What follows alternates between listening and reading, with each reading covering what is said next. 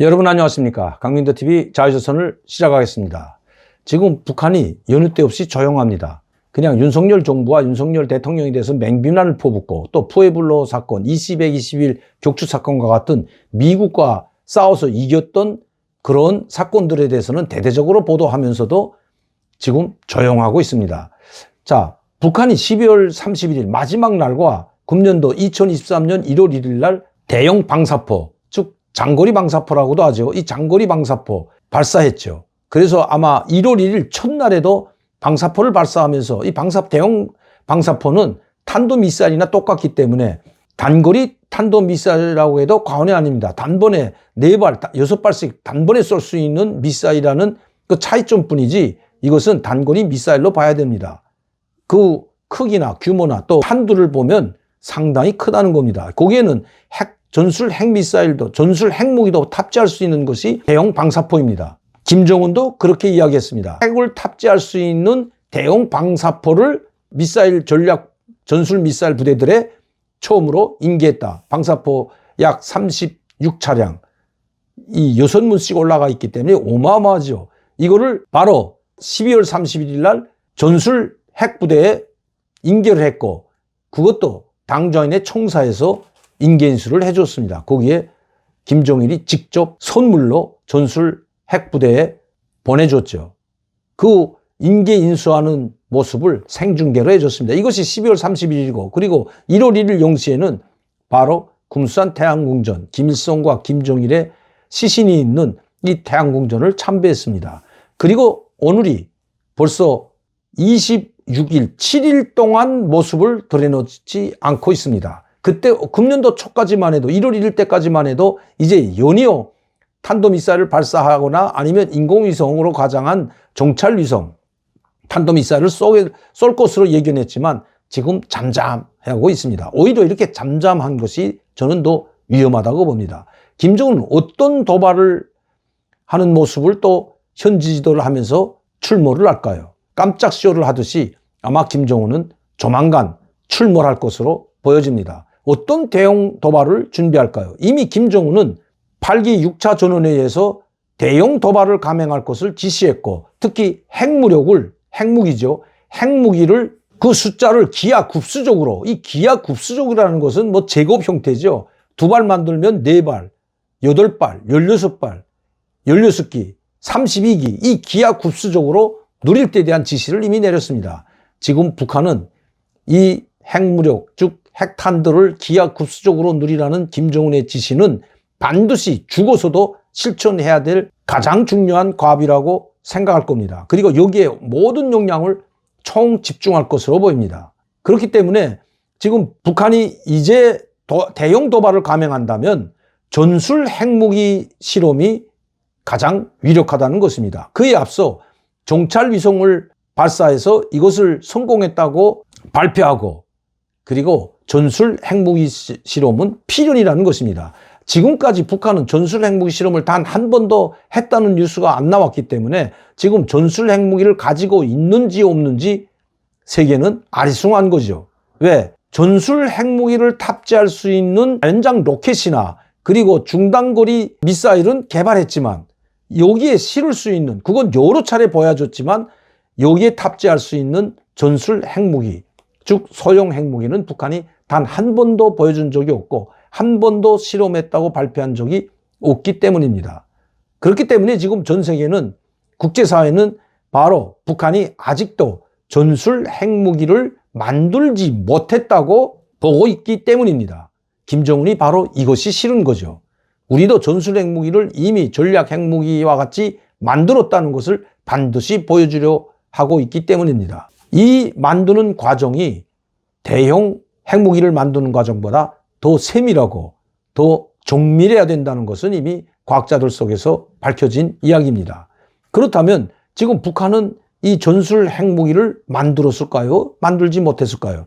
저는 아직까지 실험할 수 있는 단계까지 못 왔다고 보기 때문에 핵실험을 하지 못한다고 생각합니다. 만약 전술 핵무기를 실험용으로 한 발이 됐던 2발이 됐던 만들었다면 그것을 북한은, 김정은은 반드시 실험을 할 것입니다. 핵실험을 한 이후에야 대량 생산책으로 들어갈 수가 있기 때문입니다. 실험도 하지 않고 한 번도 폭발 능력을 검증하지 않고 대량 생산책으로 들어가는 것은 이것은 바보 같은 일이기 때문입니다. 그렇기 때문에 이번 김정은의 도발, 즉 북한의 특대용 도발은 1차적으로 가장 먼저 김정은이 지시한 대로 정찰위성을 발사해서 성공시키는 것, 두 번째로 바로 전술 핵무기 실험이라는 것입니다. 아마 2월 16일을 계기로 전후로 북한은 정찰위성을 발사할 준비를 다 끝마친 것으로 보여집니다. 왜냐하면 지금 북한이 약 2발을 동창리 발사대가 아닌 기존 고정 발사대가 아닌 이동 발사대를 통해서 발사했기 때문에 그것은 실험 발사이기 때문에 이동 발사대에서도 얼마든지 가능하다고 생각합니다. 왜냐하면 그 고도를 잡는 고도 얼마까지 올라가는가에 따라서 성공이 좌우되기 때문에 당시에 약 1600km까지 올라갔다면 고정 발사대에 장착해서 발사하게 된다면 더 정확도를 높일 수가 있기 때문입니다. 단지 탄도미사일에 장착할 수 있는 정찰 위성, 즉 그 카메라를 정확히 제작했는가 못했는가에 여기에 승패가 달려있기 때문입니다. 12월에 발사한 이 정찰 위성이라고 북한이 발사했죠. 정찰 위성이라고 발사한 이 2발은 북한이 실험용이라고 저희들도 이야기했습니다. 이 실험 발사하는데 가장 값이 비싼 이 정밀도가 높은 진짜 카메라 장착은 할 바보가 없다. 운반 로켓에 위성을 실어서 그 궤도에 정확히 올려놓는 것이 목적이었기 때문에 그렇게 정밀도가 떨어진 위성을 탑재했다고 김여정이 이야기한 것입니다. 그것까지 거짓 시각에 하나하나 설명을 조목조목 해가면서 자기들이 발사한 것이 정찰위성이 맞고 그 위성에 탑재한 것이 정찰 카메라지만 진짜 정찰 카메라, 성능 좋은 카메라는 올려놓지 않았다고 반박했던 것입니다. 이제 그 정찰 카메라만 완성이 된다면 북한은 어떤 미사일에 탑재하든지 모두 가능하다는 것입니다. 북한이 지금까지 고각 발사를 해서 약 1000km나 2000km까지 올라간 탄도미사일은 수두룩하기 때문입니다. 진짜 정찰위성을 탑재한 운반 로켓은 바로 동창리 미사일 고정 발사장에서 발사할 것으로 보여집니다. 그 전에 김정은은 반드시 정찰위성을 만들어 놓은 것을 확인시켜주고 이 확인 사살이나 같죠. 우리 전 세계 국제사회에 확인시켜주기 위해서 아마 국방과학원 과학자들이 만든 그 위성을 현지지도하면서 아마 국제사회에 공개하고 그리고 김정은의 친필 사인이나 아니면 김정일의 지시를 공개하고 정찰 위성을 발사할 가능성이 상당히 높다는 것이 북한에서 온 소식입니다. 왜냐하면 이미 김정은이 그것을 지시했기 때문입니다. 빠른 시일 내에 정찰 위성을 궤도에 올려놓겠다고 했고 그 준비를 서두르라고 지시를 내렸기 때문에 감출 일이 없다는 것입니다. 이것을 보여주고 국제사회에 보여줘야만이 북한이 정찰 위성까지 갖춘 아주 위험한 국가, 무서운 국가로 각인시킬 수가 있기 때문입니다. 두문불출하고 있는 김정은, 거반 한 달이 가까워오도록 김정은은 모습을 드러놓지 않고 있습니다. 물론 북한 내에서 지금 많은 어려움이 있고 또 김정은에게는 현지 지도를 하지 못할, 즉 나와서 공개 활동을 하지 못할 어떤 상황에 처해 있는 것도 사실입니다. 그러나 이렇게 약 한 달 동안 김정은이 모습을 드러낸 적이 별로 없기 때문입니다. 지난해 말만 해도 9월부터 12월 달까지 계속해서 하루가 멀다하게 김정은이 등장했기 때문입니다. 김정은 이번에 등장할 때는 대형 도발, 정찰 위성을 탑재한 운반 로켓 발사장에 김정은이 모습을 드러낸다는 것이 북한에서 온 소식입니다.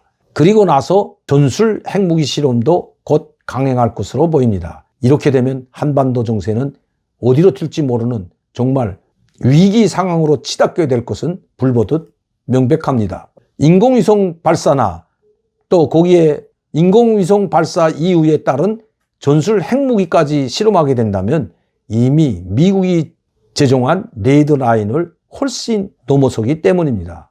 그때는 미국도 대화의 문으로만 나오라는 이런 앵무새 같은 말을 계속해서 반복할 수 없는 처지에 빠져들 것은 자명한 일입니다. 왜냐하면 바이든 대통령에게는 시간이 별로 없기 때문입니다. 오늘도 강민도TV 자유조선을 시청해주신 여러분들께 감사를 드립니다. 많은 분들이 시청하고 구독할 수 있도록 전파를 부탁드리면서 저는 다음 이 시간에 다시 뵙겠습니다. 감사합니다.